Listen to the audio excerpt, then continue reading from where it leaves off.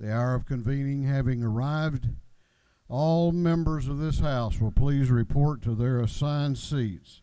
All members of the house will please report to their seats, and the clerk will ring the bell.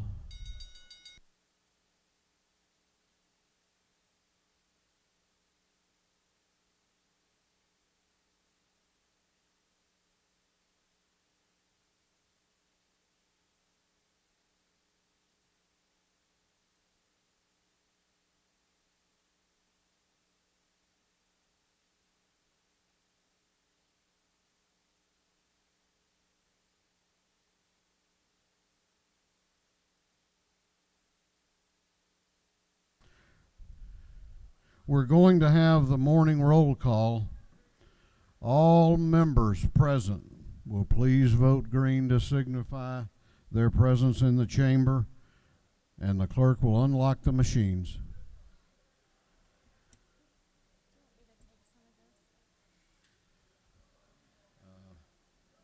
I guess, but I don't know yet.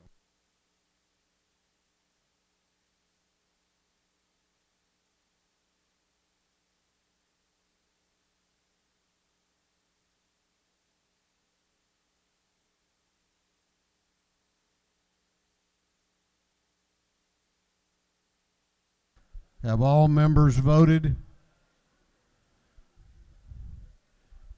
Have all members voted?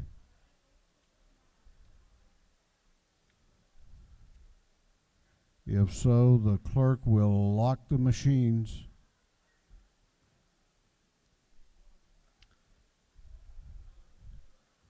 Well, good morning. Did you think it would never get here? Welcome to day 40 of the 2021 session. Doorkeepers will please close the doors. Let me first of all remind everyone that optional COVID testing is available today for one last time here. It's an optional test. I took it, and it'll be available in room 230 until 11 a.m. if you want to get tested one more time. And thank all of you who have been so good in cooperating with our testing program. It has been successful. I'll be introducing the chaplain momentarily, but I'm going to ask that at the end of the pledge that you remain in your seats. We have a little special treat for you after our chaplain of the day, and so remain seated until that is concluded. It's a real honor for me and a pleasure to be able to introduce today's chaplain. He's a friend of mine. His family have been friends of mine for so long I can't remember. But Dr. Chan Mitchell is the lead pastor at the Ridge Community Church in Blue Ridge, a native of Fannin County. He has been married to his high school sweetheart, who teaches school at West Fannin Elementary. A science teacher. They have 3 children. His son, Kason, is with him today, sitting, watching on the monitor in the office in there. He's a West Georgia and the New Orleans Baptist Seminary, as well as the Southeastern Seminary. And he also is a great outdoorsman, a kayaker, fly fisherman. That's kind of required sporting activities where we live.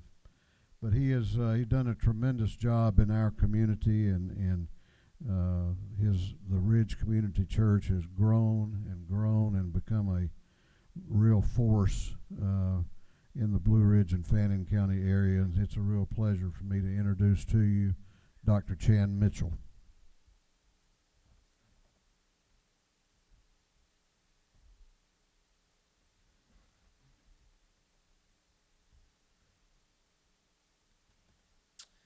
Good morning to each of you. It's a pleasure to be here with you this morning, and I would like to thank my Representative and friend, Speaker Ralston, for the opportunity to be here to share a message of encouragement with you this morning. And let me begin by saying thank you for the important work that each of you do for the state of Georgia. This has been a challenging year, to say the least. I told my congregation a few months ago that I've never experienced a season of ministry where every decision I made was both a great decision full of wisdom and prudence, and at the same time, a terrible decision lacking wisdom and prudence. And you probably know exactly what I'm talking about. These are challenging times to lead in. These are challenging times to serve. There have been many days that I just wanted to drop out of the race, quit running altogether. And speaking of running the race, for the past 40 days, you've been running a marathon.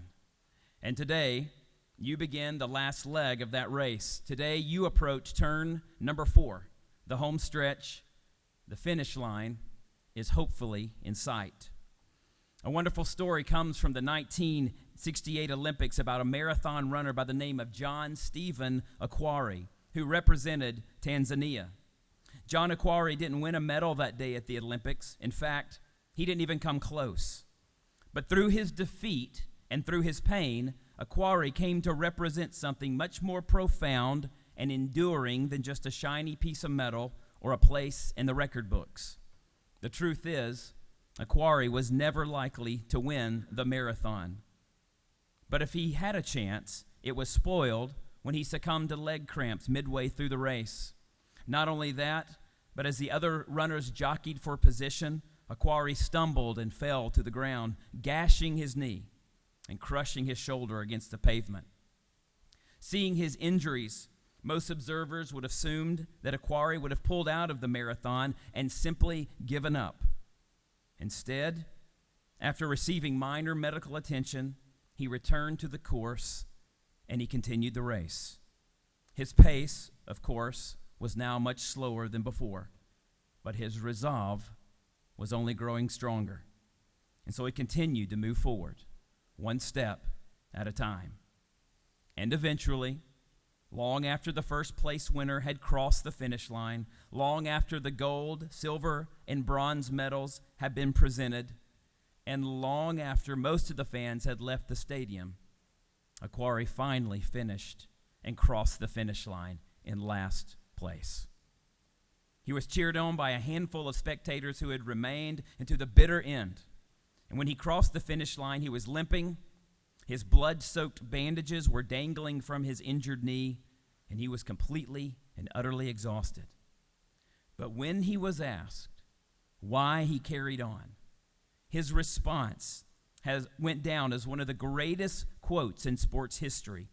Akhwari said this: "My country did not send me 5,000 miles to start a race. They sent me 5,000 miles to finish the race." I believe that God put each of us on this earth to finish the race he gave us to run. It's not always important how fast we run, and it's not always important in what place we're in as we run. What's important is that we finish the race. As the Apostle Paul was nearing the end of his life, he wrote a letter to a young pastor named Timothy. Paul wanted to encourage Timothy to finish the race. And so he wrote these words in 2 Timothy chapter 4. "I have fought the good fight. I have finished the race. I have kept the faith. Now there is in store for me the crown of righteousness, which the Lord, the righteous judge, will award me on that day, and not only me, but also to all who have longed for his appearing." In this race called life, we all face obstacles that we must overcome. No one faced more obstacles than the Apostle Paul. He writes that he was shipwrecked 3 times, beaten, robbed, imprisoned, went without food, went without shelter, and faced dangers of many kinds. Yet at the end of his life, he was able to say with confidence, "I was faithful unto the end.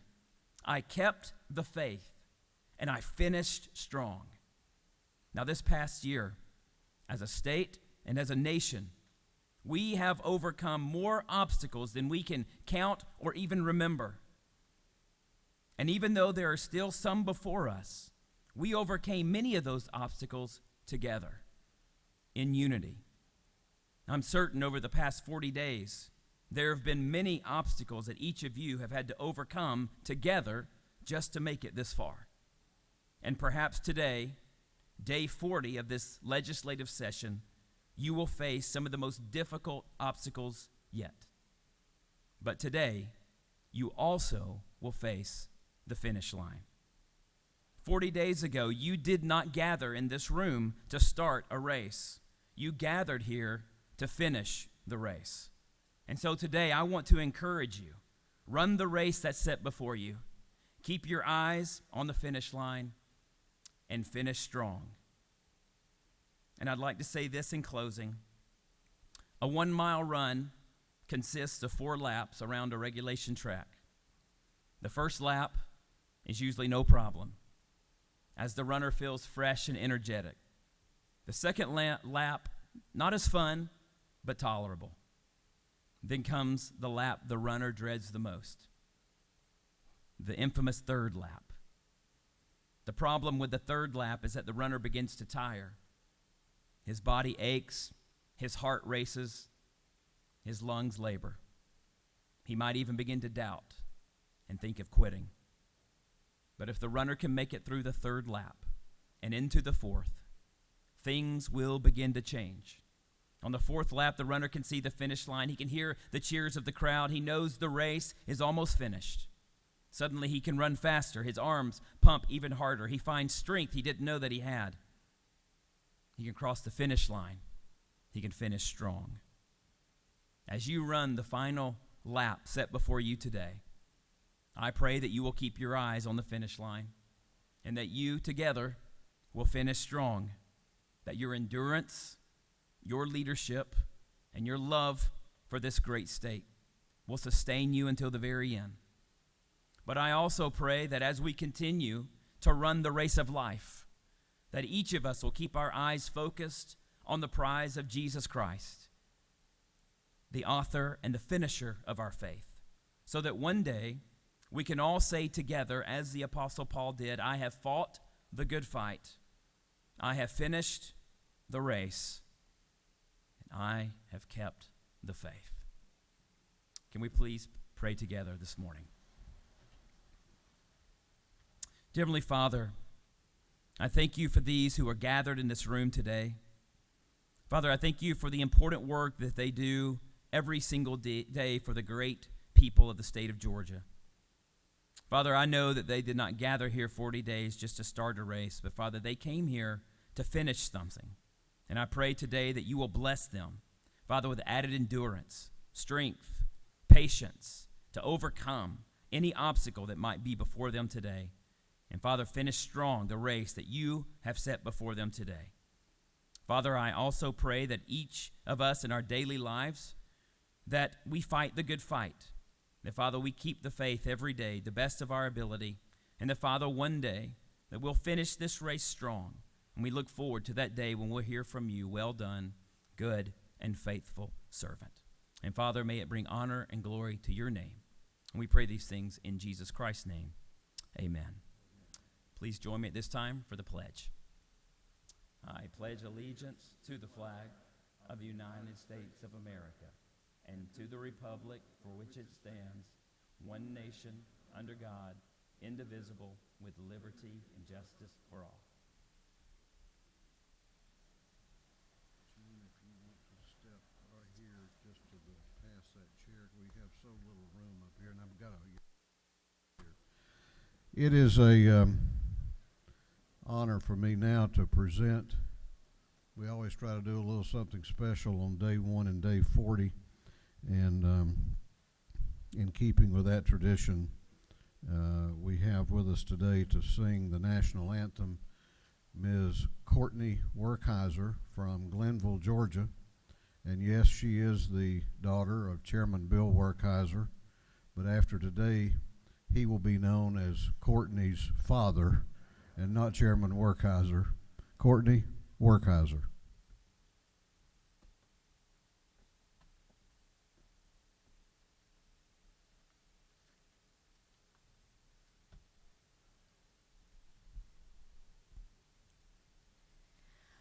Oh, say, can you see by the dawn's early light what so proudly we hailed at the twilight's last gleaming, whose broad stripes and bright stars through the perilous fight o'er the ramparts we watched were so gallantly streaming, and the rocket's red glare, the bombs bursting in air, gave proof through the night that our flag was still there.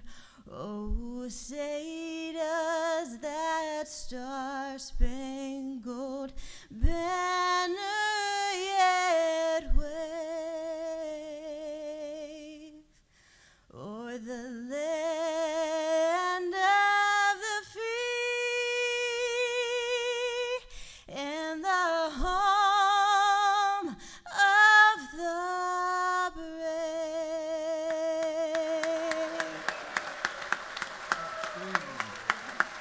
Great job.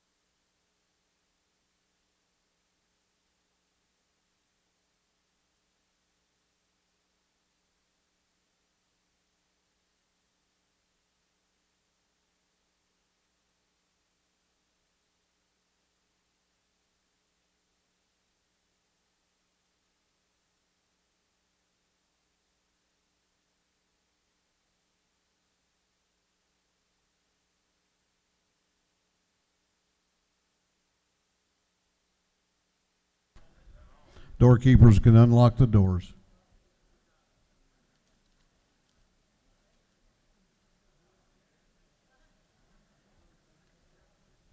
Chair recognizes Chairman Hogan, the chair of the Committee on Information and Audits.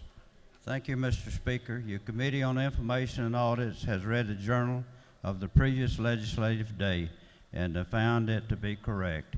And furthermore, Mr. Speaker, to everybody in the legislature here, friends and so forth, I'd like to end this session with an Irish blessing.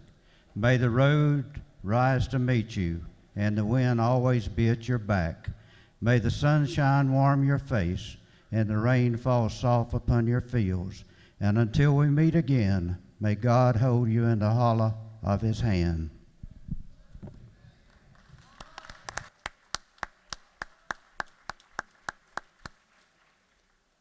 You saved the best for last, Mr. Chairman. Chairman Hogan, the chair of the Committee on Information and Audits, reports that the journal of the previous legislative day has been read and found to be correct. Is there any objection to the confirmation of the journal? The chair hears none, and the journal is confirmed. The clerk will read the resolution establishing the order of business for the day.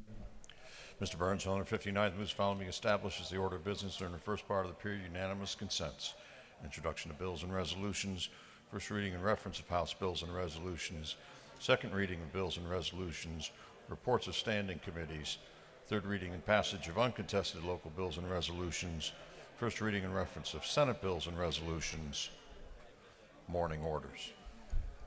Is there any objection to the adoption of the resolution establishing the order of business for the day? The chair hears none, and the resolution is adopted. First reading of bills and resolutions. The clerk will read. House Bill 829 by Representative Burchett of the 176th, Gunner of the 8th, Lever of the 33rd, and Kelly of the 16th. Bill be titled Act to amend Part 1 of Article 5 of Chapter 12, Title 15 of the Official Code of Georgia and Taylor relating to general provisions regarding trial juries. Judiciary. House Bill 830 by Representative Irwin of the 28th, Scoggins the 14th, Gunner of the 8th, Washburn of the 141st, Rhodes the 120th. Bill be titled Act to amend Article 1 of Chapter 16 and Title 15 of the Official Code of Georgia and Taylor relating to general provisions regarding sheriffs. Public Safety and Homeland Security. House Bill 831 by Representative Carpenter the 4th. A bill being titled Act to amend Title 3 of the Official Code of Georgia and Taylor relating to alcoholic beverages. Ways and Means. House Bill 832 by Representative Burchett of the 176th, Gunner of the 8th, Lever of the 33rd, and Kelly of the 16th. Bill be titled Act to amend Chapter 33, Title 31 of the Official Code of Georgia and Taylor relating to health records. Health and Human Services. House Bill 833 by Representative Wen of the 89th, Schofield of the 60th, Lim of the 99th, Parker of the 101st, Marin of the 96th, and others. Bill being titled Act to amend Title 40 of the Official Code of Georgia and Taylor relating to motor vehicles and traffic. Motor Vehicles. House Bill 834 by Representative Newton of the 123rd and Hatchett of the 150th. Bill be titled Act to amend Code Section 31-670, the Official Code of Georgia and Taylor relating to reports to the Department of Community Health. Special Committee on Access to Quality Health Care. House Bill 835 by Representative Mitchell of the 106th, Moore of the 95th, McLeod of the 105th, Parker of the 101st, Kennard of the 102nd, and others. Bill being titled an Act to amend Article 6 of Chapter 5 of Title 48, the Official Code of Georgia and Taylor relating to municipal taxation. Governmental Affairs. House Bill 836 by Representative Bruce, the 61st Basemore, the 63rd, Cannon of the 58th, Wilson the 80th, Bodie the 62nd, and others. Bill be titled an Act to amend an Act to provide a new charter for the City of Atlanta. Intergovernmental Coordination. House Bill 837 by Representative Lim of the 99th and Maynard of the 56th. Bill be titled an Act to amend Chapter 5 of Title 48, the Official Code of Georgia and Taylor relating to ad valorem taxation of property. Ways and Means. House Bill 838 by Representative Fleming of the 121st. Bill be titled an Act to amend Chapter 6 and Title 47, the Official Code of Georgia and Taylor relating to the Georgia Legislative Retirement System. Retirement. House Bill 839 by Representative Thomas of the 39th, Wilkerson of the 38th, Allen of the 40th, and Anulowitz of the 42nd. Bill be titled an Act to incorporate the City of Mableton. Governmental Affairs. House Bill 840 by Representative Carson of the 46th. Bill be titled an Act to incorporate the City of Vinings. Governmental Affairs. House Bill 841 by Representative Dollar of the 45th and Cooper of the 43rd. Bill be titled an Act to incorporate the City of East Cobb. Governmental Affairs. House Bill 842 by Representative Lim of the 99th and Thomas the 65th. Bill be titled an Act to amend Article 2, Chapter 5 of Title 36, the Official Code of Georgia and Taylor relating to county governing authorities. Governmental Affairs. House Resolution 522 by Representative Cannon the 58th, Thomas the 38th. Resolution expressing the sense of the Georgia Assembly. Juvenile Justice. Senate Bill 284 by Senator Sims of the 12th. A bill being titled an Act to amend and Act create a Board of Elections and Registration for Randolph County. Intergovernmental Coordination. That completes first readers. Second reading of bills and resolutions. The clerk will read. House Bill 8 by Representative Scott of the 76th, a bill relating to post-secondary education. House Bill 14 by Representative Scott of the 76th, a bill relating to prestige license plates and special license plates. House Bill 822 by Representative Scott of the 76th, a bill relating to holidays and observances. House Bill 823 by Representative Newton of the 123rd, Hatchett of the 150th, Douglas of the 78th, and Cooper of the 43rd, a bill relating to insurance. House Bill 824 by Representative Cantrell of the 22nd, Mitchell of the 88th, a bill relating to the Georgia Legislative Retirement System. House Bill 825 by Representative Cooper of the 43rd, Dempsey of the 13th, Parrish of the 158th, Stevens of the 164th, and Smith of the 70th, a bill relating to medical assistance. House Bill 826 by Representative Earhart of the 36th, Reeves of the 34th, Setzler of the 35th, a bill to incorporate the city of Lost Mountain. House Bill 827 by Representative Petrie of the 166th, Hitchens of the 161st, Chokas of the 138th, Newton of the 123rd, and Stevens of the 164th, a bill relating to basic training course for communications officers. House Bill 828 by Representative Bodie of the 62nd, Schofield of the 60th, Park of the 101st, Wynn of the 89th, Lim of the 99th, and others, a bill relating to wages. House Resolution 467 by Representative Green of the 151st, Dukes of the 154th, LaHood of the 175th, Houston of the 170th, Nix of the 69th. Resolution urging the Georgia Department of Transportation to study the potential costs and benefits of extending Interstate I-85 and extending and expanding Georgia 300. House Resolution 496 by Representative Carpenter of the 4th, Powell of the 32nd, Jaspers of the 11th, Smith of the 18th, Scoggins of the 14th, and others. A resolution proposing an amendment to the Constitution so as to provide that the qualifications, duties, and salary of the school superintendent shall be established by the Board of Education.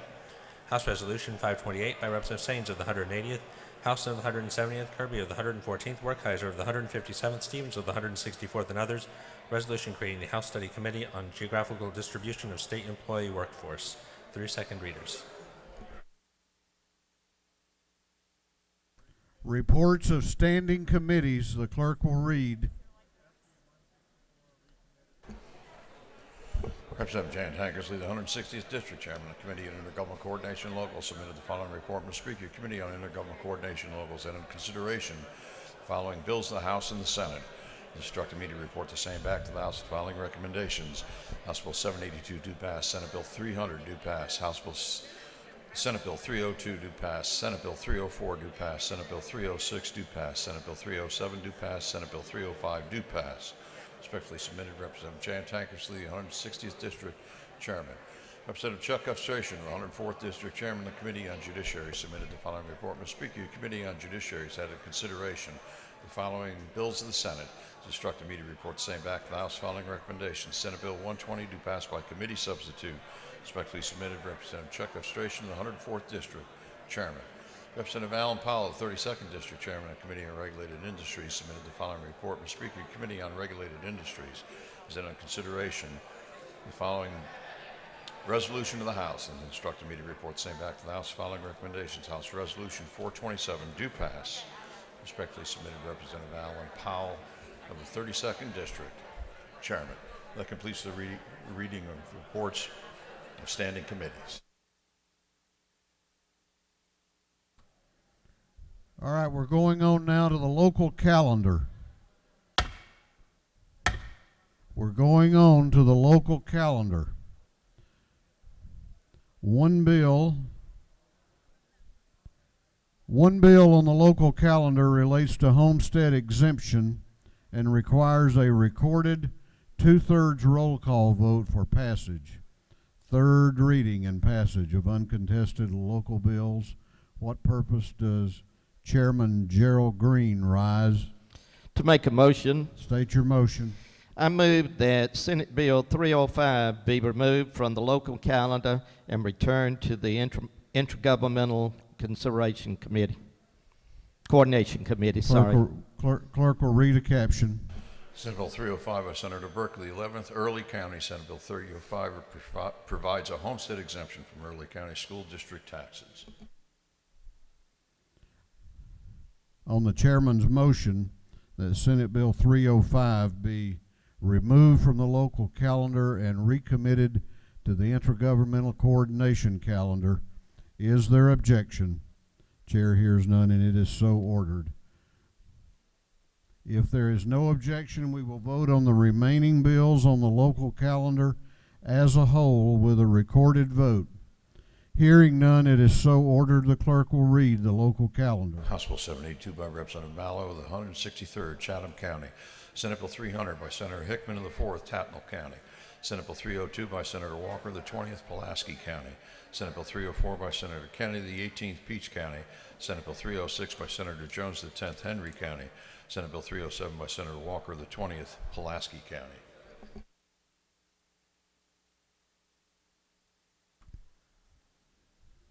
Is there any objection to the previous question being ordered on the local calendar?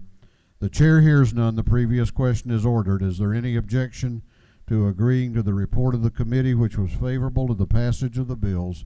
The chair hears none. The report of the committee is agreed to. Shall these bills now pass? All those in favor of the passage of the bills on the local calendar will vote aye. Those opposed will vote no, and the clerk will unlock the machines.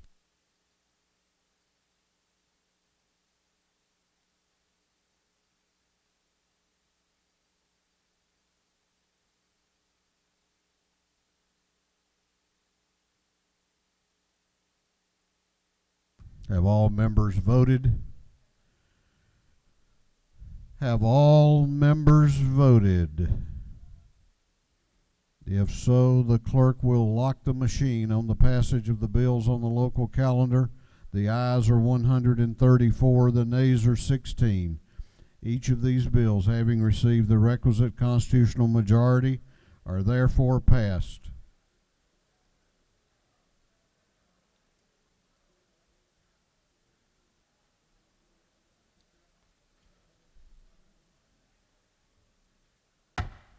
Okay, we're going on now to morning orders.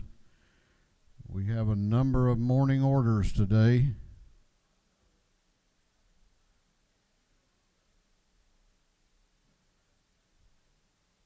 Chair recognizes Representative Cameron for a morning order.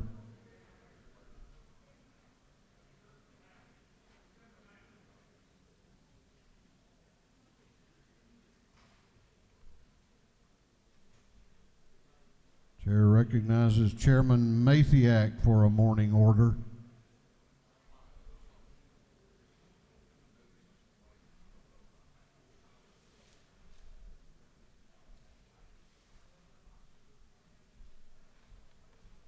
Thank you, Mr. Speaker. Today, I get to honor a woman from Griffin, Georgia. Griffin's finest from UGA Griffin.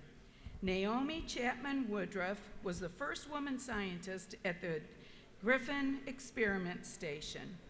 She was first a state-employed plant pathologist at the Coastal Plain Experiment Station. Woodruff was also the first woman named to the Georgia Agricultural Hall of Fame and one of the 25 for the 21st century honored in a resolution passed by the Georgia House of Representatives in 1997. Her research was a key component, believe this, for transforming peanuts, a crop from hog feed, to an essential food for us. Thank you, Mr. Speaker, and go Dogs! Chair recognizes Representative Cameron for a morning order. Thank you, Mr. Speaker. I rise today to honor the late Alan Bradford, Commissioner from Dade County, Georgia, who passed away last week after a 9-week battle with COVID-19. Alan was a Vietnam veteran. He served bravely, winning 2 Bronze Stars and a Purple Heart, amongst other awards. He also served Post 106 of the American Legion in Trenton, Georgia, helping veterans in the Dade County area and other areas. He served since 2000 as a Dade County Commissioner, helping people with all various problems they had, and was a friend and neighbor to everyone. He's really going to be missed, but most importantly, he was loved his family, his wife Kathy and his 3 daughters. He's going to be missed very badly by all of our people in Dade County and Walker County. So, Alan, rest in peace. We love you. We'll miss you forever. Thank you, Mr. Speaker. I yield the well. Chair recognizes Representative Gilligan for a morning order.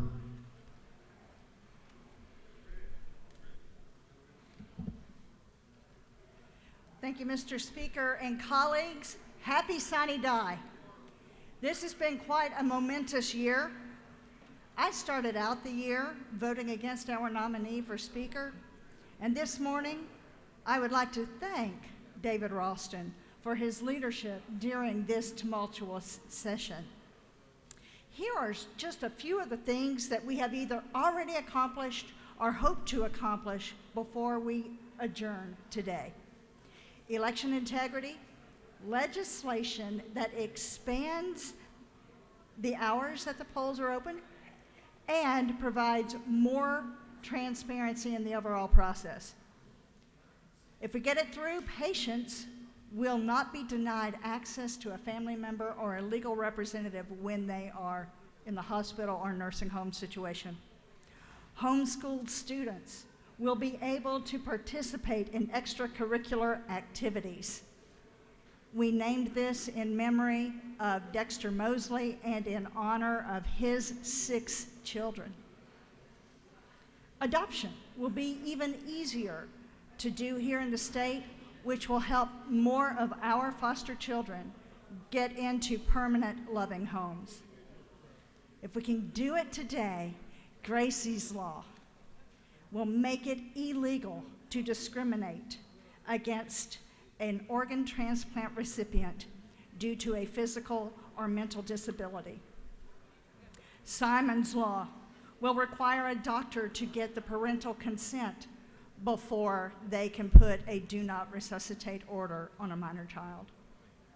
These are just a few of the wonderful highlights of this year.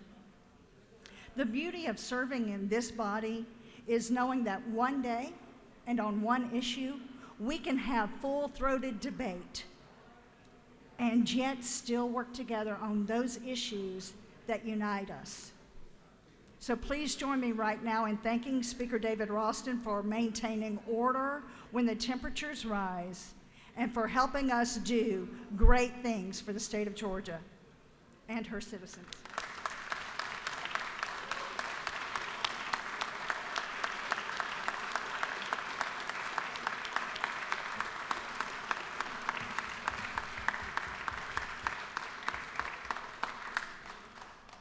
Let's go do great things and happy sunny die. And go Dogs. Chair recognizes the majority leader of the House for a morning order. Thank you, Mr. Speaker. And good morning to my colleagues. I'm going to do something now that I don't do enough of, and that's say thank you to a number of people.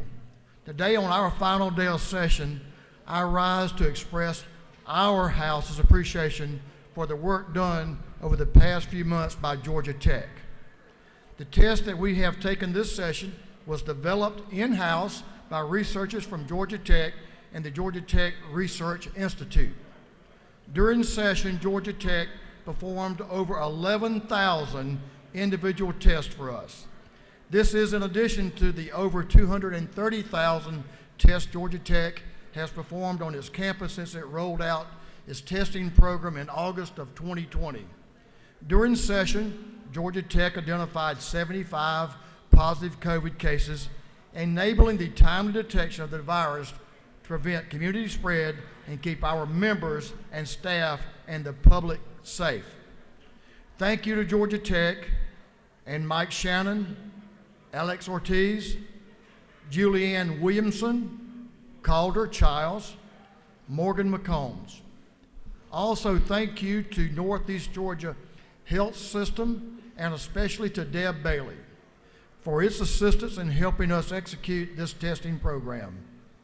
North Georgia Health System physicians were responsible for certifying results and reporting them to this General Assembly.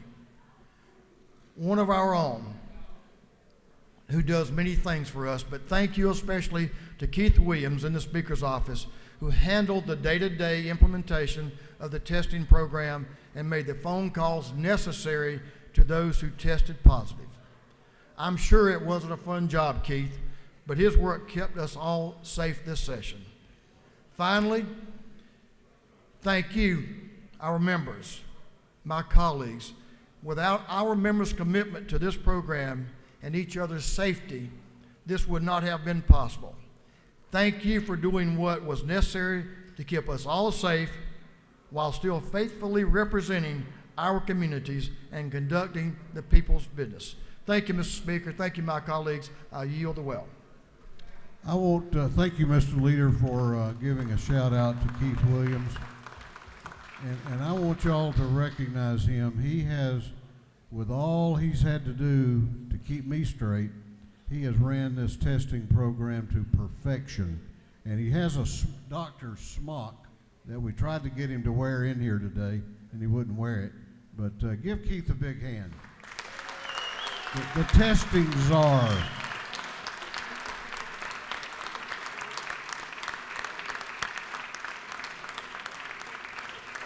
Chair recognizes Chairman Todd Jones for a morning order.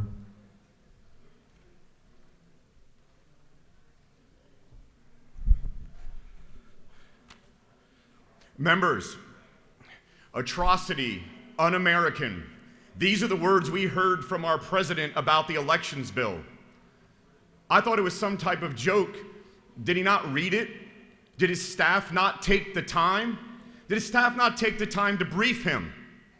This is the President of the United States, and he's talking about, I'm going to look to the federal government to basically take a law and try to do something the Constitution clearly says, which is the states run the election.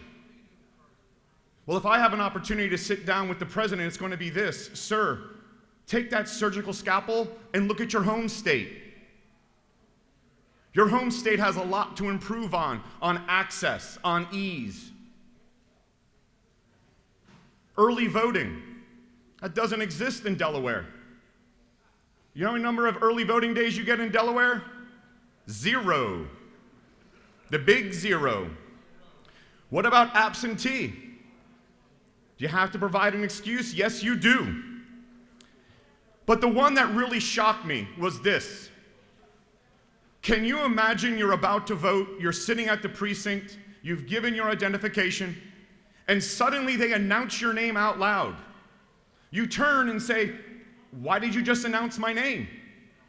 It's the law in Delaware to announce the voter's name so that you can be challenged by any individual in that precinct.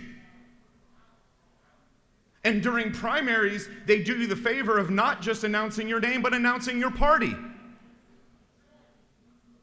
So my ask to the White House, my ask to the president is this. We're not perfect, but his home state is far from it.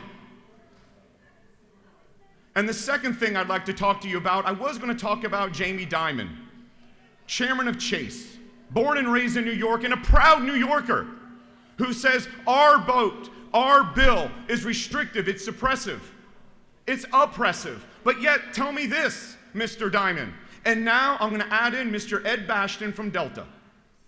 The same Delta that's invested over $1 billion in LaGuardia, $1 billion at JFK, but yet he puts his scalpel at us. What about the jets going into New York? The jets going into New York are going into a state where you need an excuse for absentee ballot. You don't get automatic registration through your DMV and moving into the state of New York. And better yet, it took them until 2019 to have early voting. They got about halfway to us. They're at 9 days, a state with almost double. So my question is this: instead of narrative, instead of false narrative, instead of rhetoric, let's talk about what we can do together on ease, on access, on transparency. That's what we should be about. The New Jersey governor, shame on him. Saying a tweet with such derogatory comments to our state, they finally get early voting across the line, and you're going to celebrate getting to the 50-yard line when we made it to the end zone? I don't think so, not here in the Southeast. Thank you very much, Mr. Speaker.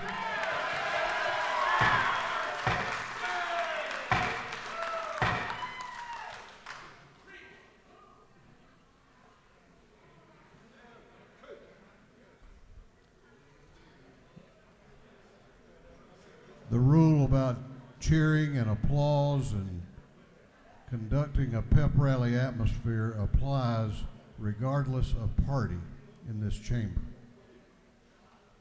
Chair recognizes Chairman Stevens and Chairman Morris for a morning order. Thank you, Mr. Speaker. Chairman Morris is detained this morning, but I would like to honor somebody today. After 7 years, the Secretary for the 1st Congressional District, all of us in the coastal delegation, those of us in Chatham, Bryan, and Liberty counties. There's Chairman Morris. And, but she is here today, and I want to give just a moment, if I will, to my sweet mate, the Chairman of Banks and Banking, for this honor. I've been honored in so many ways during my years in the legislature. Excellent administrative assistance, but none better than Donna Harley. So many times people will call me and thank me for something from home, and I'll say, you're mighty welcome, call me anytime, and find out. I'd have to call Donna and say, what did I do for this constituent? She would have already done it. She's as good as they come. Congratulations on your retirement. She and I are retiring together, so it's a special day. Thank you for all your work, Donna.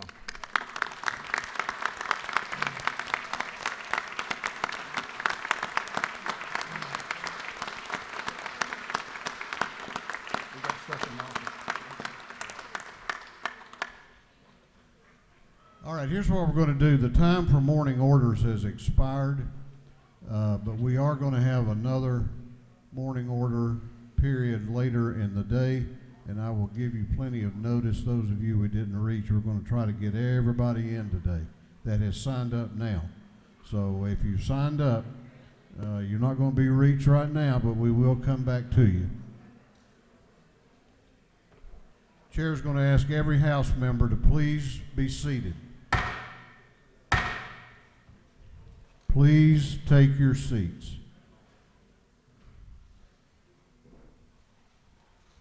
Today is a day that is a very happy occasion for me. For the first time this session, we are joined by our colleague and our friend and my neighbor, Representative Mickey Stevens of Chatham County.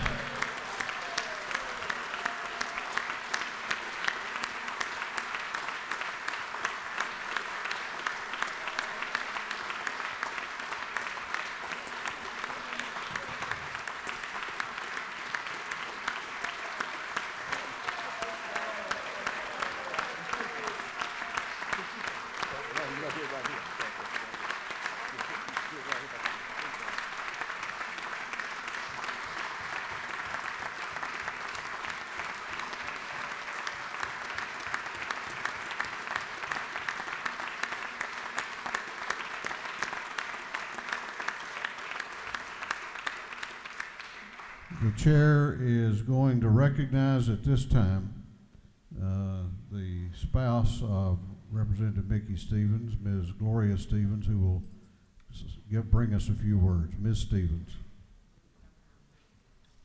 I am so emotional. I thank you. We have come personally here to thank you.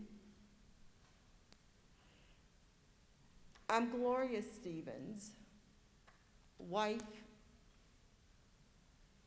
of Mickey Stevens for over 50 years consecutively.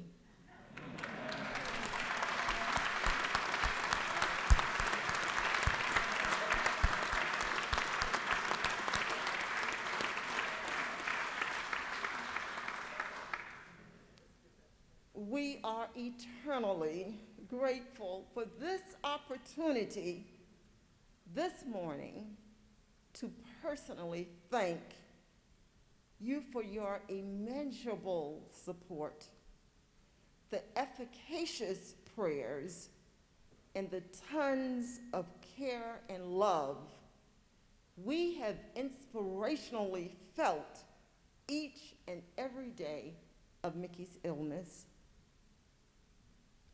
We just had to say in person, thank you. I have discovered that when I introduce myself, I initially make it clear that I am not the politician. I am married to the politician. I found this need early to make the distinction quite clear. Things were being thrown at me so fast, all of a sudden. Ethics, reports. Mickey is there with passcodes in his head, ventilation. They're calling, you need to pay his American Express. I haven't seen a bill for American Express. No, because it's in his computer. Things were just happening so fast. Over 2 years ago, Mickey left early one Monday morning, as he normally does, to come here to his love. Understand that that Monday when he arrived, he couldn't wake up his leg. It just felt sleepy. The next day, understand that you, his colleagues, wheeled him around to meetings. Later that night, early that Wednesday morning, he called me. Glory, I'm in the hospital here. Hospital for what? I don't know, something about my leg. Well, doctors came in to treat blood clots. The doctors here were confident that they had restored blood flow, not knowing that things were a lot more serious. We got him back home. The same day we got him back in Savannah, I noticed, the wife of over 50 years, that things were different. I called paramedics. We got him to the hospital. His team of vascular doctors came in, blood clots in that same leg. I remember the words of the doctors so vividly, so clearly. Mrs. Stevens, we don't know how much damage has been done to the muscles. We don't know if we can save that leg. We don't know his organs might begin to shut down. Sepsis is setting in. We have to do an exploratory. He went through 4 surgeries. One of the surgeries, he aspirated, fluid got in his lungs, his heart rate went up. They did all they could to bring it down, and he ended up on ventilation. He was hospitalized for 3 months. During that time, I'm getting knocks and calls from everywhere. As I said, I, not the politician. Who is this person? Who is that person? This person is saying that Mickey has promised this. This person is saying that Mickey is recommending. This person is saying that. The intensive care to allowed in every so often. Lines of people want to get into him. It was then that I made the decision to shut it down. My ultimate concern has been for his health and well-being and his protection. So, I thank you. If it had not been for, I hope you all have a secretary like Olivia Sims. Yeah.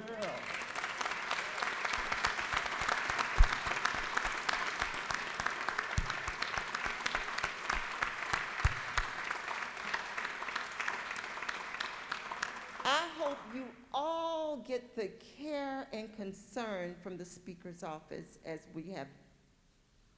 I hope that ethics, fiscal, and all of those other departments are just as helpful to you all as they have been to us. So I thank you. This has been a life-changing experience. Mickey, what I want you to say to him, ask him where is the prosthetic limb number 2, and do not make sure that passcodes are written down somewhere. I thank you all, and thank you so much again, again, and again. Thank you.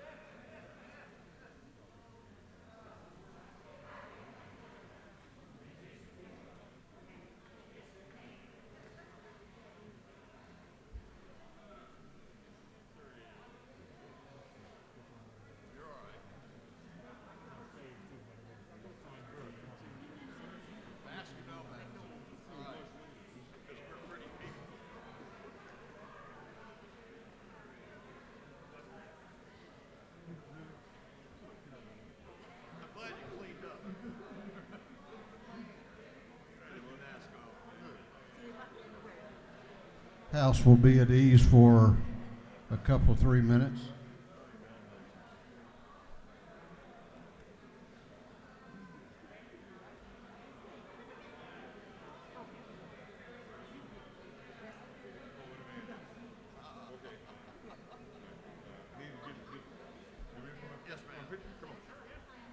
I'm in the well.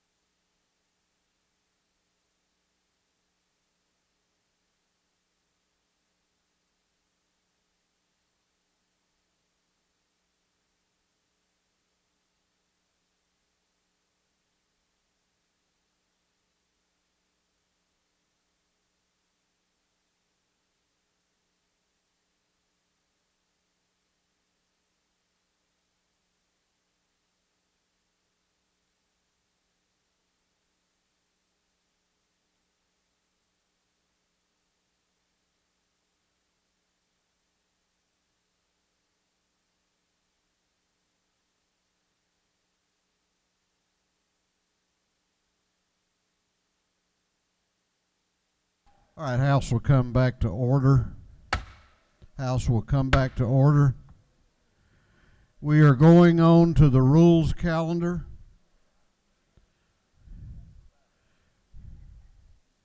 House will come to order.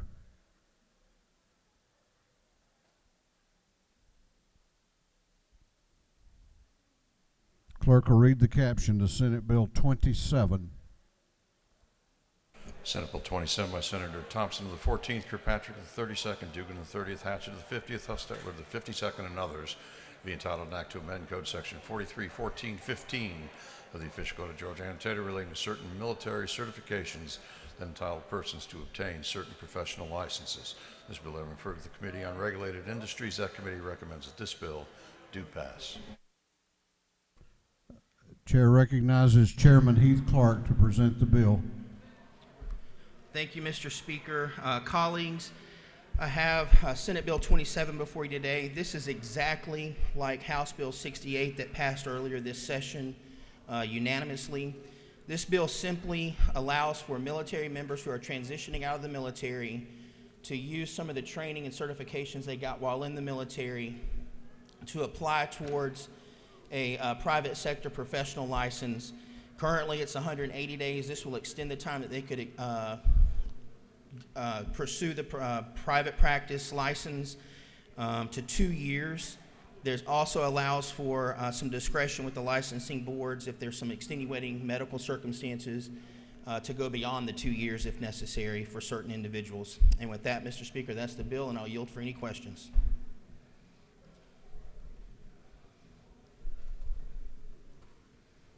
You have no questions. Is there any objection to the previous question being ordered? The chair hears none.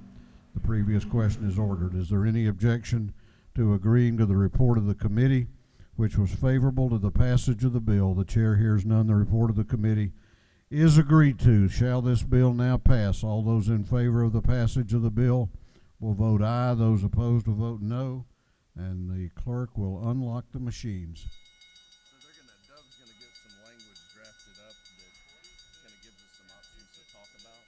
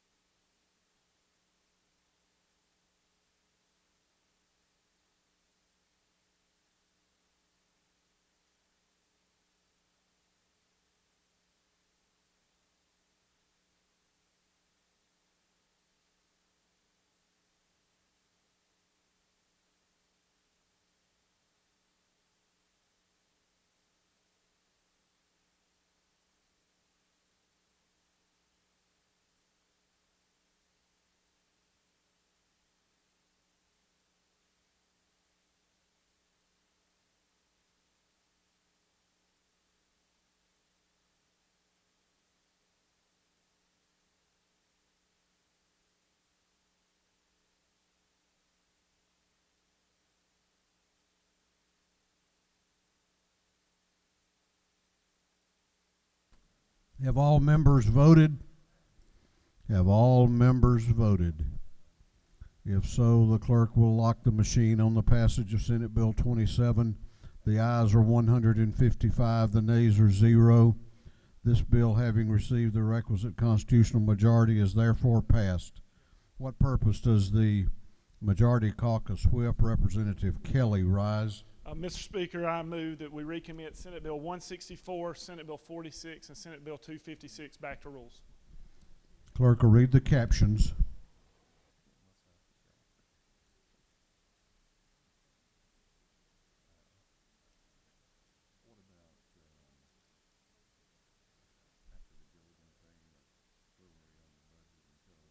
Well,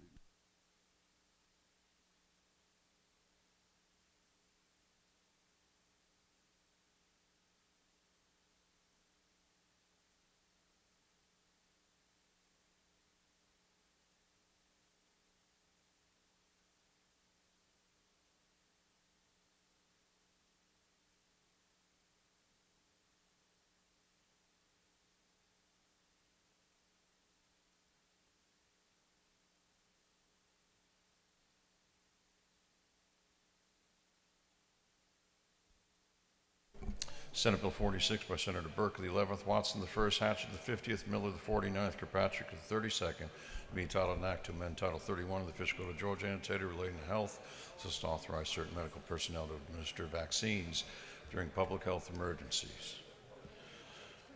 Senate Bill 164 by Senator Hofstadter of the 52nd, Kirkpatrick of the 32nd, Orrock of the 36th, and Butler of the 55th, being titled an act to amend Code Section 1511, 471, Title 16, and Code Section 31, 22.91 of the Fiscal Code of Georgia annotated relating to definitions relative to juvenile delinquency, crimes, and offenses.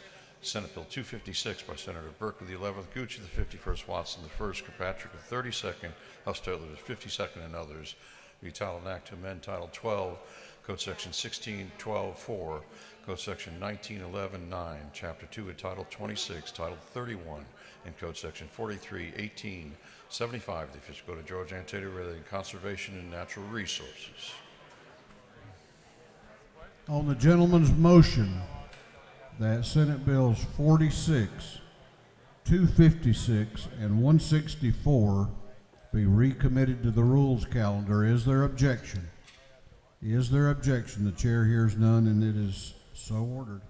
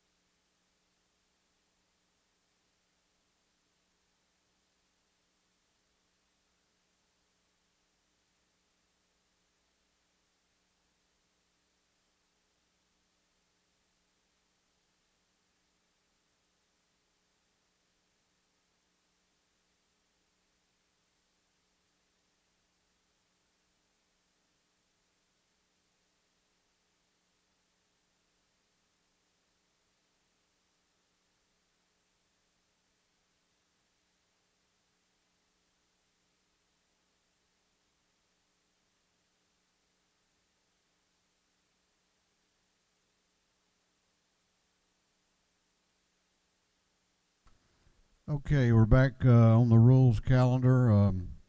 Clerk will read the caption to Senate Bill 201.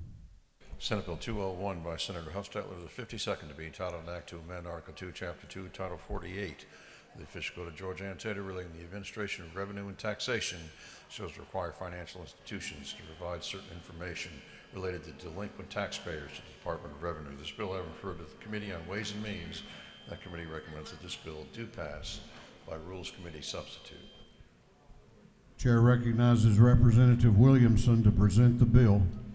Thank you, Mr. Speaker and members of the House. I bring before you today Senate Bill 201 is amended by the House Committee on Rules, LC 432051S. As the clerk's caption pretty much summarized well, this is an effort between the financial institutions in Georgia and the Department of Revenue to be able to identify delinquent tax holders' accounts that are on deposit in Georgia. It comes with an agreement of the Department of Revenue, the community bankers, the Georgia Bankers Association, or the credit union was formerly known as credit union affiliates. That's what section 1 of the bill does. I'll be happy to answer any questions on that bill. A representative Estration is going to speak to section 2.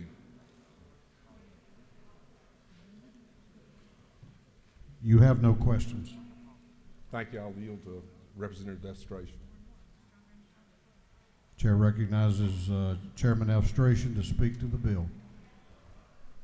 Thank you, Mr. Speaker. I'm here to speak to Section 2 of the bill with respect to the Rules Committee substitute. So, tax commissioners have important responsibilities in each of our counties, as we all know, and they're compensated for their work typically by the salary set by the county commission appropriated locally. An issue was brought to my attention by a member of the Gwinnett County Commission concerning the Gwinnett County Tax Commissioner and the impact potentially for increased taxes by municipal residents of Gwinnett County, the county that I partially represent. And it was based upon this that I'm working on a bipartisan manner with other legislators, including Senator Nikki Merritt in the Senate, on addressing that, and that's reflected in the Rules Committee substitute to Senate Bill 201. It's my understanding that the Gwinnett Commission, which is comprised of 5 Democrats, supports this measure by a 5-to-1 vote, so a strong majority of the commission supports it. I'd ask for the House's favorable consideration to Senate Bill 201 as amended by the House. Thank you. Or amended by the Rules Committee. Do you yield for any questions? Yes, sir. Chair recognizes Representative McLean in the gallery to your right for a question. Thank you, Mr. Speaker. Does the gentleman yield? Yes, sir. Is this legislation only for Gwinnett County and not all 159 counties? No, sir. The county threshold or the city threshold that's provided would apply it to Gwinnett and Fulton County. And the reason for this is that because it's so late in session, we don't know how many tax commissioners across the state are utilizing this measure. But I'm supportive of making it statewide, consistent with Chairman Wendell Willard's work on this issue over the years. It's just this matter only came up very late in session, as the gentleman's aware, and we just don't have a full analysis as to what the impact would be if we did it statewide. Does the gentleman still further yield? Yes, sir. So instead of us having a study committee and getting with the rest of the tax commission, we want to make something locally only for Gwinnett County and Fulton County, and no other 159 counties in the state of Georgia. And so that's what we're saying at this late hour. Well, no, the issue is that the tax commissioner would have the ability to sign contracts with the city over the next month, and that if this isn't addressed until next year, those contracts will already be signed, and the cities, including the cities that you represent, I don't know if you represent any of the 8 Gwinnett cities that would be impacted, but they would then be bound to that contract after the fact, and that's why there's an urgency to address this year. Mr. Speaker, I know it's going to be a long day, so I'll yield the well and ask the House for the favorable consideration of Senate Bill 201. Gentleman has yielded the well. Chair recognizes Representative Jasmine Clark to speak to the bill.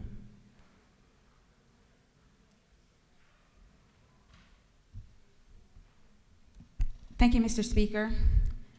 Ladies and gentlemen, I rise today to ask you to vote no on SB 201. First, however, I do want to thank the sponsor of the bill and my friend, Mr. Frustration, for introducing this legislation, as I actually do agree with the reforms put in place in this bill. The practice of being able to supplement one's salary through charging fees to municipalities needs to end. It is often very difficult to track who is doing this, as he just stated, and how much is being earned.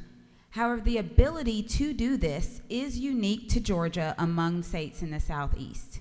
Most other states do not allow this practice. Now, I know that there is bipartisan support for ending this practice statewide.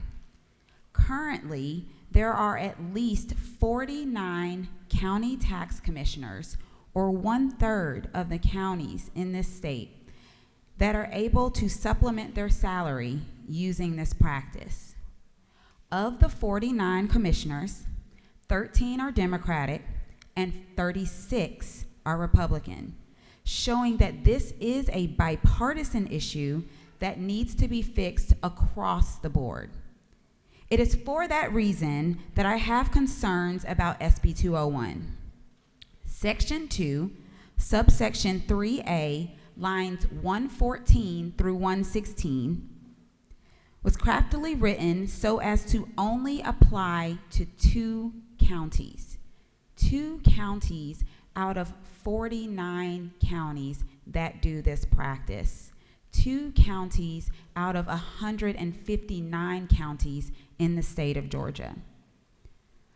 Fundamentally, it is incumbent upon us as legislators to pass laws that fix policy and not use our power to target specific individuals because they are the news story of the week. If we can all agree that this practice must end, then I would hope we all agree that it should end statewide, from the mountains of Catoosa County to the farms of Tift County and all across this state.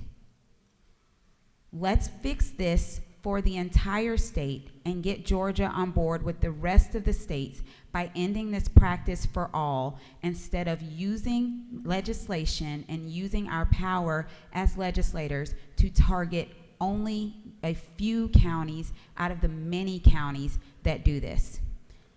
And so again, I ask you to vote no on SB 201 so we can get this right. Thank you. I yield the well. Lady has yielded the well. Is there any objection to the previous question being ordered? The chair hears none. The previous question is ordered. Is there any objection to withdrawing the committee substitute? The chair hears none. The committee substitute is withdrawn. Is there any objection to adopting the substitute offered by the Committee on Rules? The chair hears none. The Rules Committee substitute is adopted. Is there any objection to agreeing to the report of the committee, which was favorable to the passage of the bill? The chair hears none. The report of the committee is agreed to. Shall this bill now pass? All those in favor of the passage of the bill will vote aye. Those opposed will vote no, and the clerk will unlock the machines.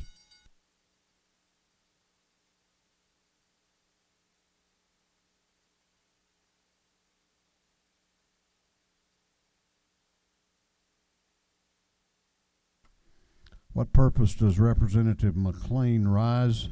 Parliament inquiry. State your inquiry. Is it not true that there's 157 other counties of state elected officials that are voting on this bill that's only affecting 2 counties? If the gentleman so states, I'm sure he believes that to be true. Have all members voted? Have all members voted? If so, the clerk will lock the machines on the passage of Senate Bill 201. The ayes are 112, the nays are 55. This bill, having received the requisite constitutional majority, is therefore passed. Clerk will read the caption to Senate Bill 237. Senate Bill 237 by Senator Harbison of the 15th and Dugan of the 30th to be titled an act to amend Code Section 4286 of the Official Code of Georgia annotated relating to special license plates promoting or supporting certain worthy agencies, funds, or nonprofit corporations. This bill then referred to the Committee on Motor Vehicles. That committee recommends that this bill do pass. Chair recognizes Chairman Hitchens to present the bill. Thank you very much, Mr. Speaker. I rise today on behalf of Senate Bill 237, and this truly is the simplest of simple bills. This bill was passed last year and is already in place, but we erred in not identifying the nonprofit that the money was supposed to go to. So this bill includes that. It goes to the National Ranger Memorial Fund, and the license plate is a U.S. Army Ranger plate that requires that you either served in the Army Rangers or you graduated from the Army Ranger School. If there are no questions, I ask for your favorable consideration.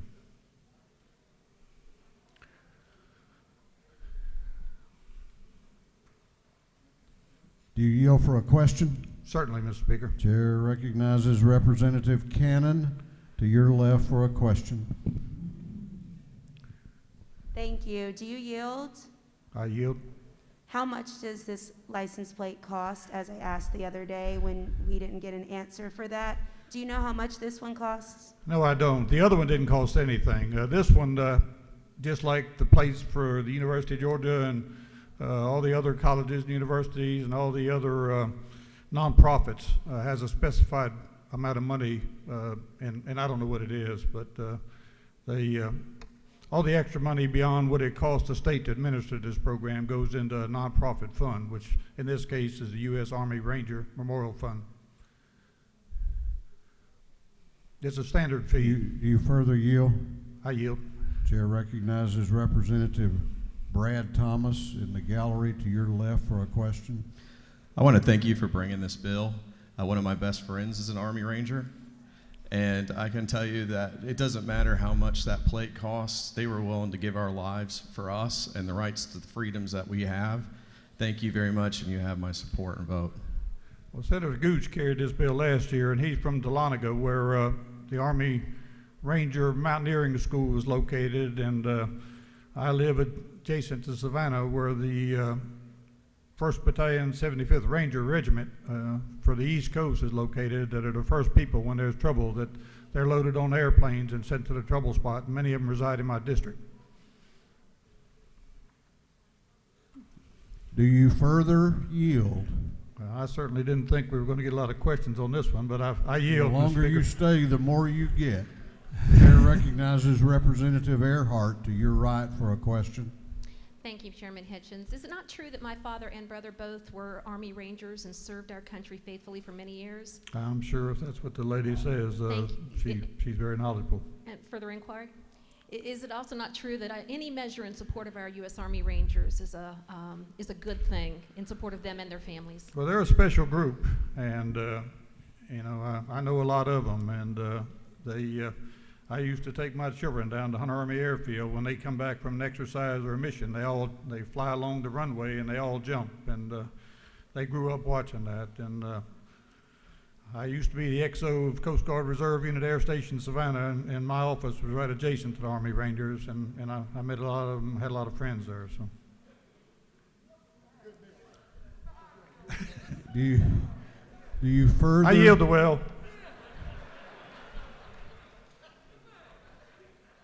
Is there any objection to the previous question being ordered? The chair hears none. The previous question is ordered. Is there any objection to agreeing to the report of the committee, which was favorable to the passage of the bill? The chair hears none. The report of the committee is agreed to. Shall this bill now pass? All those in favor of the passage of the bill will vote aye. Those opposed will vote no, and the clerk will unlock the machines.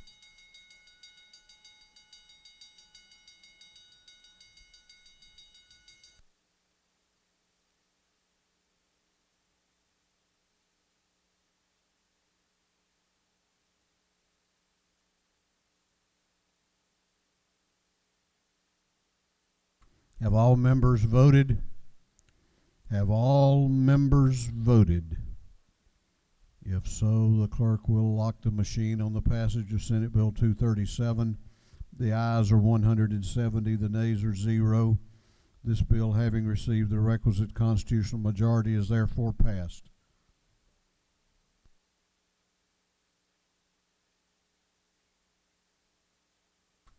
Clerk will read the caption to Senate Bill 204.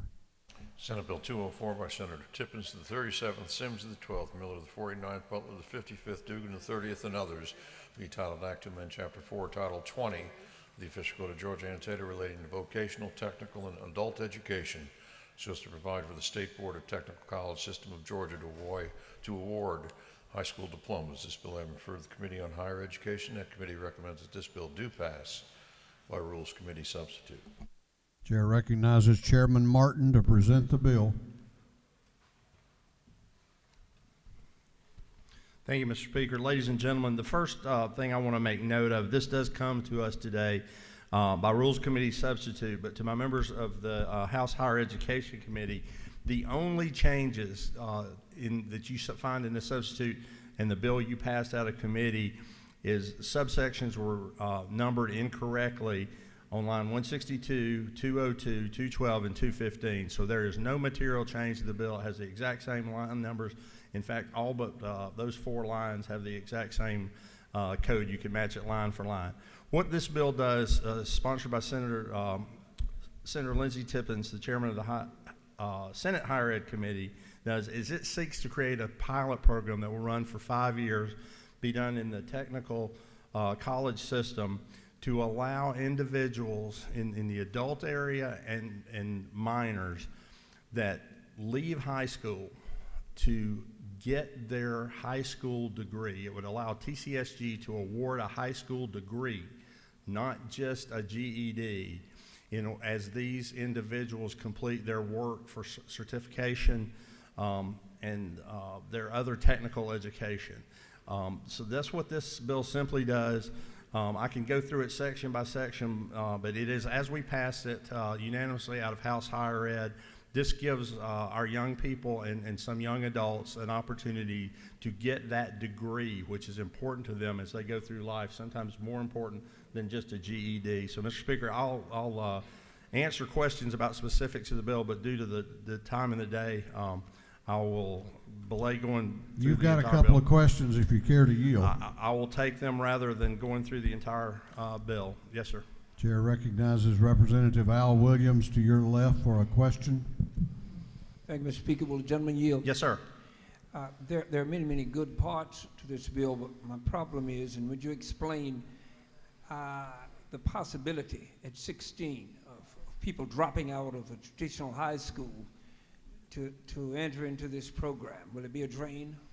Well, we hope not, and I thank the gentleman for the question, and that is covered in the eligibility requirements in subsection E of the bill, starts on page 7 and goes to page 8. There is an extensive requirement in this pilot program for them to have the counseling, but I take the representative's question and try to answer it like this. This is not to ease troubled folks out of high school and to make them, if you will, someone else's problem. That is not the Senator's intent. In talking with TCSG, that is not what we are looking to do here. That is not what the program is meant to do. In fact, it is meant to counsel them and keep them in school if that is where they want to be and need to be. But if there is a reason, if the student is not going to stay, this gives them a bridge to a better future. But I thank the gentleman for the question. Do you further yield? Yes, sir. Chair recognizes Representative Gamble in room 341 for a question. Thank you, Mr. Speaker. Does the gentleman yield? Yes. I want to thank my chairman. I apologize for not getting the chance to talk to you earlier. I know it's a crazy day and we've got a lot going on, but several years ago we passed Senate Bill 2 that allows our high school students to complete technical TCCs from our technical college in lieu of receiving the credits from their high school to graduate, and then they can have the TCC from the technical college and they can achieve the high school diploma. So I'm a little bit confused on this bill as to what exactly we're trying to fix with this bill. Yeah, I thank the gentleman for the question. I think there is a situation that exists, Representative, whereby students just aren't comfortable on the high school campus anymore. They're not comfortable towards staying in the high school environment and doing the dual enrollment. They want out of the high school. We're just finding that to happen. And if and when that happens, again, in subsection E, they go through a counseling Our goal is to keep them in school and in the traditional high school, but the ones that decide to take a different path, if you will, this flips Senate Bill 2 upside down and takes the advantage to provide yet another opportunity for a young person who doesn't find high school as the place that they want to go. They don't see it being their place, to get that high school education while they're getting the technical education. So I think it's really about where the education is taking place and under what environment and control. That's why there's the counseling piece, and that's why this is a pilot. Does the gentleman further yield? Yes. One other question. I understand that, I know it says it's a pilot program, but it'll fully implement statewide after 5 years, so it really isn't a pilot program. So my question would be, why, if it is an important thing that we should consider, would we not just implement it statewide now? Why do we need 5 years to wait on this? Well, again, I thank the gentleman for the question. The pilot program actually sunsets in 2026, July 1st, I believe, and that is the pilot program. TCSG, if the pilot program is successful, if the waivers they get from the state and the federal government in order to actually confer a degree are successful, they will have that ability, but we would have to come back after this sunsets and provide for language for students to transition. Thank you. Mr. Speaker, if there are no further questions, I'll yield the well and ask for the House's favorable consideration. This bill gives young people and young adults in our state the opportunity to pursue certification, to pursue technical degrees, and at the same time get a high school degree, not just a GED, and it will make them have the ability to be more successful in their life. With that, I ask the House favorable consideration and yield the well. Gentleman has yielded the well. Is there any objection to the previous question being ordered? The chair hears none. The previous question is ordered. Is there any objection to withdrawing the committee substitute? The chair hears none. The committee substitute is withdrawn. Is there any objection to adopting the substitute offered by the Committee on Rules? The chair hears none. The Rules Committee substitute is adopted. Is there any objection to agreeing to the report of the committee, which was favorable to the passage of the bill? The chair hears none. The report of the committee is agreed to. Shall this bill now pass? All those in favor of the passage of the bill will vote aye. Those opposed will vote no, and the clerk will unlock the machines.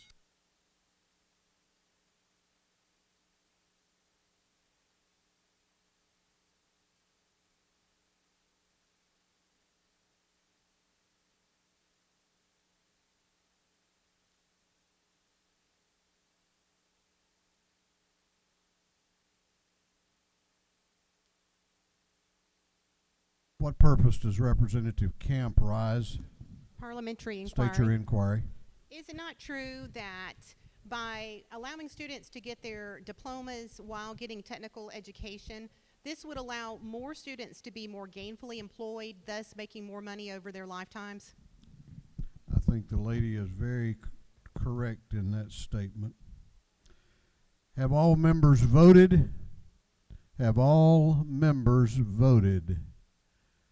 If so, the clerk will lock the machine on the passage of Senate Bill 204. The ayes are 155, the nays are 14.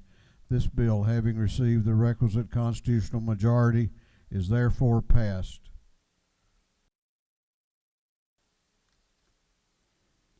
Clerk will read the caption to Senate Bill 222. Senate Bill 222 by Senator Summers, the 13th, Walker, the 20th, Sims, the 12th, Harper, the 7th, Goodman, the 8th, and others, being entitled an act to amend Article 3, Chapter 3, Title 50 of the Official Code of Georgia, annotated relating state symbols, so as to designate the pecan, as the official state nut. This bill, having referred to the Committee on State Planning and Community Affairs, that committee recommends this bill do pass. Now, I'm going to defend the clerk because where we live, they are pecans, okay? You have to get a little further south before they become pecans. I'll ask you a question or two. Chair recognizes Representative Noel Williams to present the bill. Thank you, Mr. Speaker. I bring this bill before this august member about the pecan being the state nut of Georgia. This came from the Senate, and in my area, this will definitely have a ripple effect for our markets and our communities. Also for the rest of South Georgia. Pecans are very profitable and very good for our area. They're also very good to eat. So we definitely would like to see this passed into law. And I would yield for any questions, Mr. Speaker.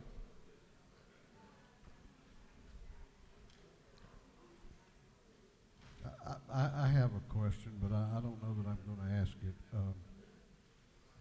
I know the pecan industry is very important, but do they have nothing better to do across the hall than to name the state nut? Just asking.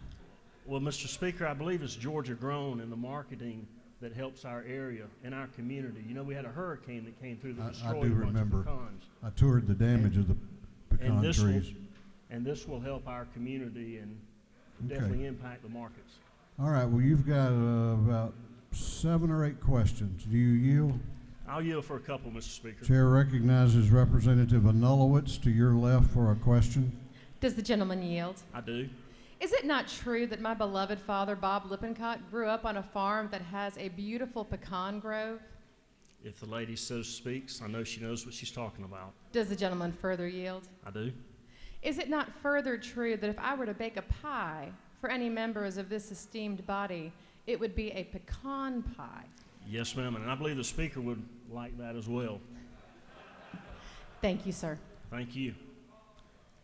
All right, let's see. The chairman of the House Ethics Committee has a question. Chair recognizes Chairman Nix. Does gentleman yield? I do. Is it any coincidence that there was a pile of pecans in the ante room for us to pick up today? I know not what the man speaks. You don't? No, sir. Another question? Sure.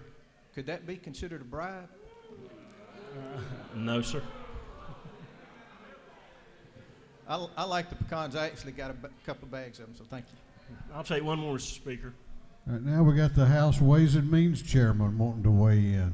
Chair recognizes Chairman Blackman to your left for a question. Does the gentleman yield? I do. Do you know of any similarities between the fabulous pecan tree and what is known as the linden tree? Well, yes, sir. I'm glad you would ask that. The root system is extensive with the pecans as well as the linden tree. Also, the pecan trees do not grow quite as tall as the linden tree, and sometimes there's not as much knowledge in the pecan trees or gain knowledge as there are in the linden tree. You got to remember, you're talking about a bunch of us down in South Georgia, so. But the linden tree is definitely deals with the circulation of water as well, and we need water for our farms and our pecans as well. But thank you for the question. I'll take one more. Chair recognizes the chairman of the House Agriculture Committee, Chairman Dickey, to your right for a question. Does the gentleman yield? Yes, sir. I just want some assurances that this bill does not take away from Georgia being the peach state. I do not, I've got some concerns that we might be called the nut state. Well, no, sir, but if you'll recall, we have pecans, we have peanuts, we have peaches, we have corn, and we have watermelons in my area, and we're the watermelon capital of the world. But like I said, this ripple effect will be tremendous for our area. Well, thank you for bringing this bill. We've got some great Georgia-grown products, peaches and pecans in this state. So thank you very much. Well, thank you for the question. Mr. Speaker, I will yield the well. Gentleman has yielded the well. I'm glad that we have that issue hopefully resolved now. Is there any objection to the previous question being ordered? The chair hears none. The previous question is ordered. Is there any objection to agreeing to the report of the committee, which was favorable to the passage of the bill? The chair hears none. The report of the committee is agreed to. Shall this bill now pass? The passage of the bill will vote aye. Those opposed will vote no, and the clerk will unlock the machines.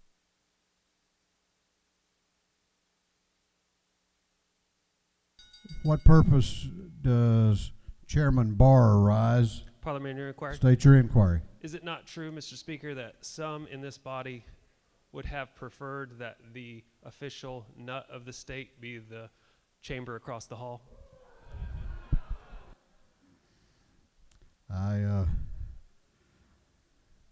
Music to my ears there, Mr. Chairman. Have all members voted? Have all members voted? What purpose does Representative Cannon rise? Parliamentary State your inquiry. inquiry. Is it not true that the women of this chamber were able to discuss this measure without violating any House rules today? Well, not being a party to your discussion, I can't answer that question. Have all members voted? Have all members voted? If so, the clerk will lock the machine on the passage of Senate Bill 222. The ayes are 170, the nays are 0. This bill, having received the requisite constitutional majority, is therefore passed.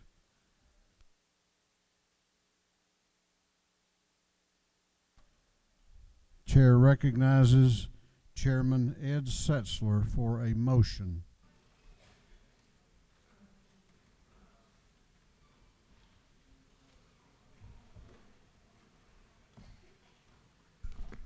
Mr. Speaker, I'd like to make a motion to agree to the Senate substitute of House Bill 290 as amended by the House. Clerk will read the caption.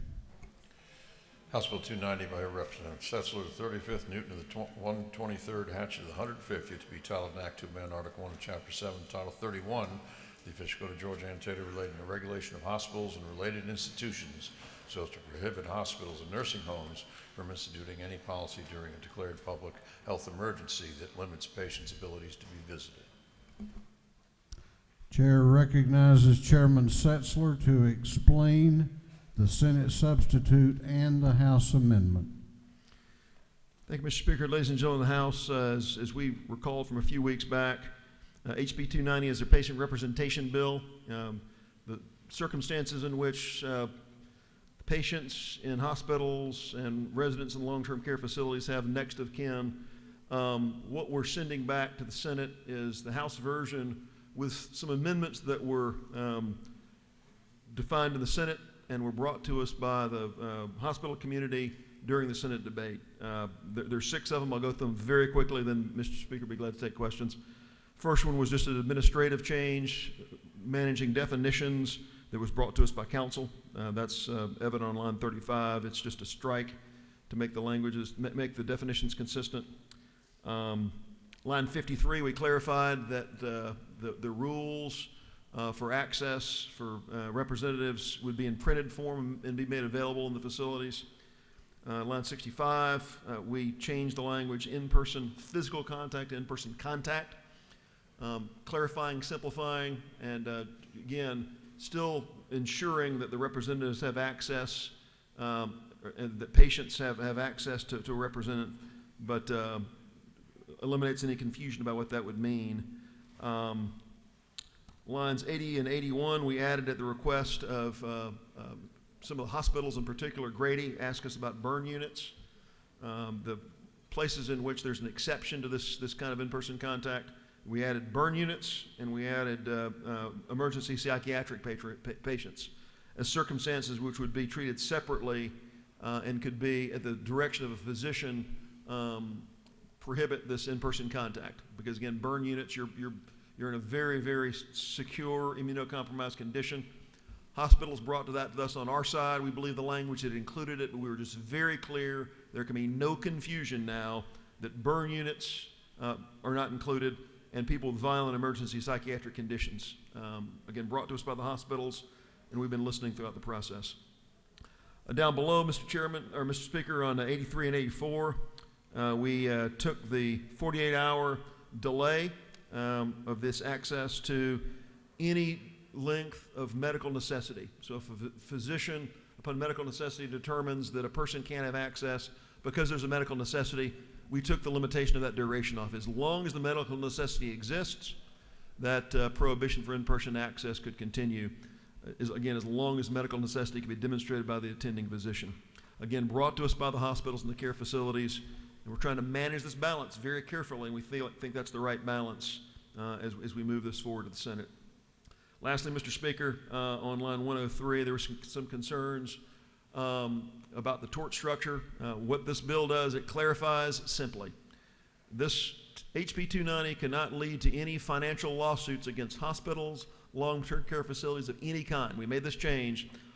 Only injunctive relief. So the only legal action that's available through this bill is to go to court as a patient to ensure that you have access to your representative. There's no ability to sue a hospital, long-term care facility at all. That was added by the Senate and welcomed by all parties, and that's in this bill. So if you ever had any concerns about civil liability, those are all gone completely from the bill. What you have here is simply that someone can bring a case for injunctive relief to make sure they have access as the law provides. With that, Mr. Speaker, I'd be glad to take questions.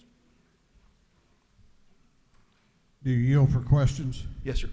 Chair recognizes Representative Bonner to your left for a question. Does the gentleman yield? I do. Yes, sir. Is it not true that this bill in no way endangers federal funding? Yes, sir. We'd spoken about that during the House debate. We went exhaustively through 100 pages of federal regulations and confirmed that this in no way can jeopardize federal funding. We've done that by carefully crafting the definitions, by making a federal reference here in the code, and by putting a belt and suspender language to ensure there's no way possible for this to affect our state's CMS federal funding, and that's been recognized throughout the process. So thank you for the question. And by the way, that's also been confirmed by the Department of Community Health. Do you further yield? One more question, Mr. Speaker. Chair recognizes Representative Stacey Evans to your left in the gallery. Thank you, Mr. Speaker. Does the gentleman yield? Yes, ma'am. This state and this body in particular has done a lot to clamp down on sex trafficking and to stand up for victims and make sure that they're getting the protections that they need. And I know that a lot of hospitals have special procedures in place for victims of sex trafficking and assault to make sure that the folks that are making them subject to being trafficked don't get in to see them. I know they raised that concern and asked for a carve-out, and they didn't get it. Can you tell me why we wouldn't want to stand up and make sure that these victims are protected? Yeah, it's a question that we worked through, and I think we demonstrated very clearly in committee that the definition of consent, as we recognize anybody, and I'll answer that question. There's sort of two parts to that. The first part is anyone who asks the patient to have someone not have access to the hospital, they have that power. Okay. That's in no way changed by this bill, and we recognize the rights here aren't for the visitor or for the legal representative or the essential caregiver. It's the right of all of this is the right of the patient. So the patient has the ability to have anyone not show up that they want to. Secondly, under existing law and under this bill, if hospital staff recognize and believe that there's not valid consent being given, there's coercion. That applies under our existing law. When someone is coercing someone and forcing them to give consent, valid consent doesn't exist. So as it exists today under our current law, that same circumstance could exist. This bill in no way changes that. And if hospital staff believe that the person's being forced and they're not really giving consent, then they're able to prevent access. Because again, the right is that of the patient. This bill in no way changes that circumstance, and we have provisions under our existing law to accommodate that. Do you further yield? I do.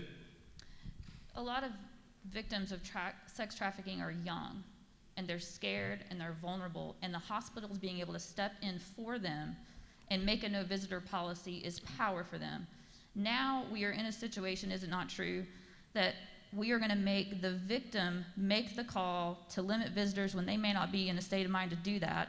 If the hospital presumes that there is coercion, which is very hard to prove, we're going to put the hospital in a situation of having to choose between protecting a victim and potentially being subject to a lawsuit, and then further putting that victim in harm's way because now they're going to be not only subject to a visit from their perpetrator, but they're going to be a subject of a lawsuit. Is that not true? That's not true, Mr. Speaker. I'm not going to. I respect the lady. I've worked with her for a number of years. It sounds like, again, with the deepest respect to my friend from Cobb and now Morningside, I don't want to get into a, I think the lady's mischaracterizing the substance of this. I think there's a real interest in the hallway to take something and characterize it with a level of what ifs and hypotheticals that in no way are impacted by this bill. This bill in no way impacts the ability for a patient to consent to have a visitor visit them. Whether you're in a circumstance today under our existing law, someone wants to come in, the patient is uncertain whether they want to consent to it or not. The hospital folks are uncertain of that.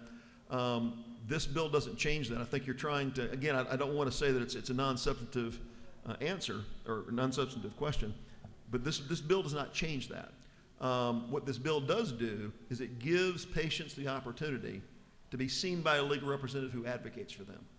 Right now, what we've seen across our state is tens of thousands of people who've been left alone to languish in hospitals, languish in long-term care facilities without any access to a representative to represent them.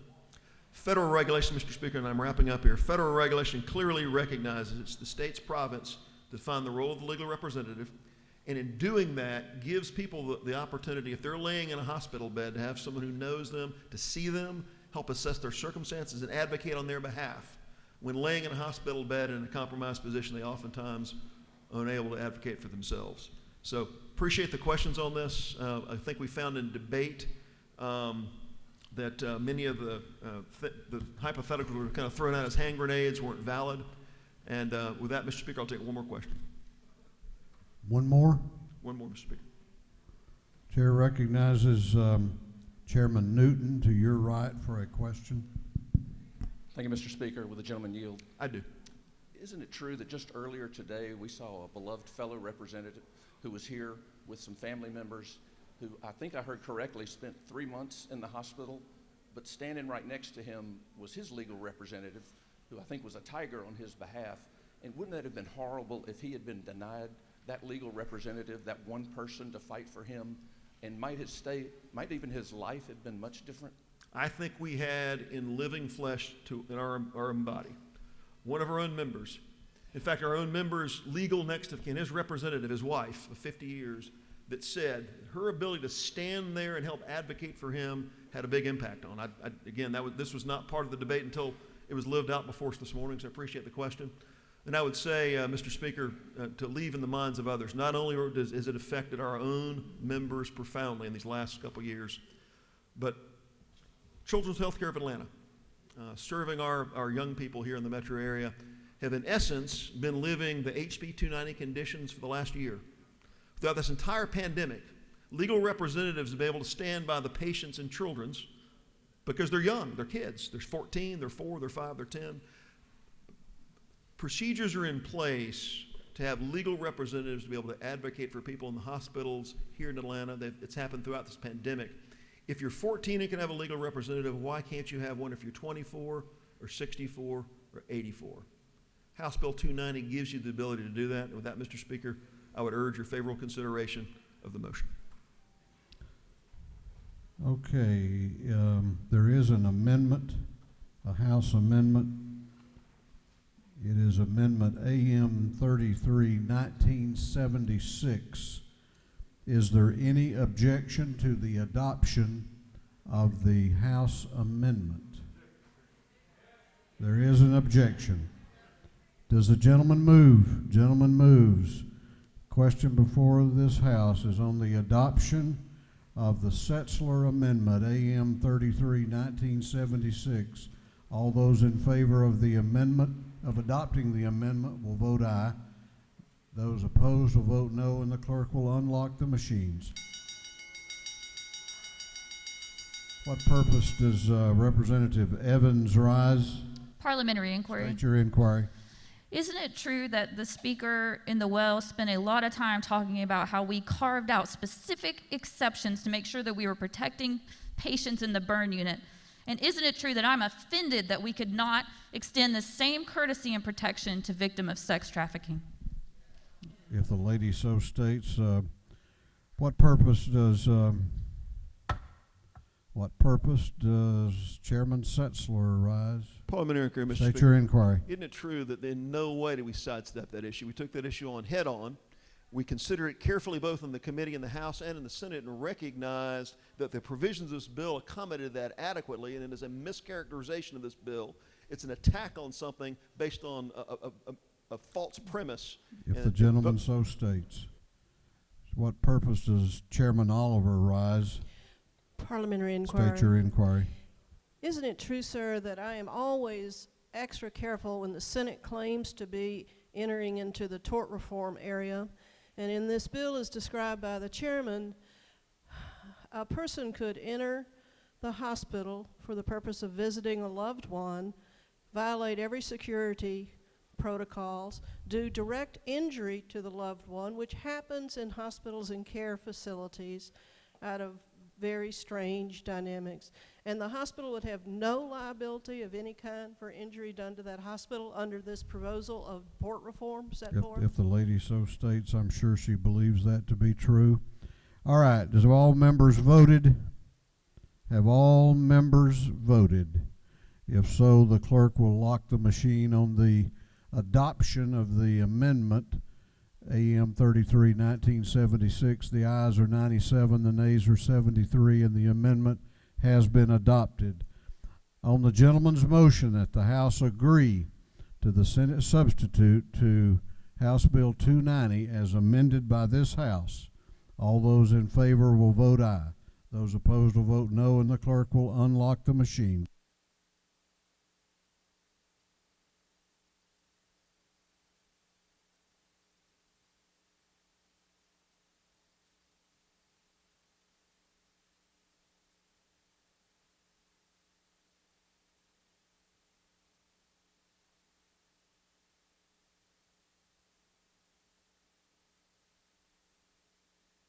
What purpose does Representative Wade rise? Parliamentary State your inquiry. Is it not true that my family experienced the gut-wrenching situation with a father who had 12 separate falls over the last 9 months and succumbed to not only the fact that dementia took his life, but his decline was rapidly sped up due to the fact that we had limited access during a pandemic in which folks were trying to figure out what do no harm really meant. If the gentleman so states. Have all members voted? Have all members voted? On the gentleman's motion, the ayes are 100, the nays are 70. This House has agreed to the Senate substitute to House Bill 290 as amended by this House. Chair wants to announce that Pfizer vaccines will be offered to anyone, including those who are not state employees, in Capitol Rooms 216 and 230, beginning at noon and going until 3 o'clock p.m. this afternoon. So just wanted to make you aware of that.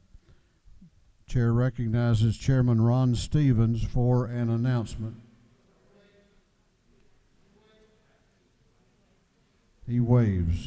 Chair recognizes Chairman Timothy Barr for an announcement. Thank you, Mr. Speaker.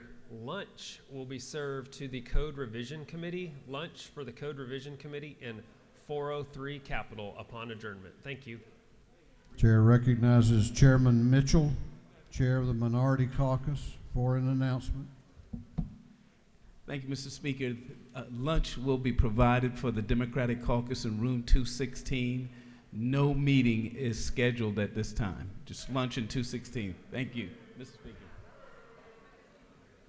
Okay, I want to remind all the members that have tablets to please return the tablets to the clerk's office staff when you leave for the lunch recess. Please turn in your tablets so they can be charged. This House will be in recess until 1:45.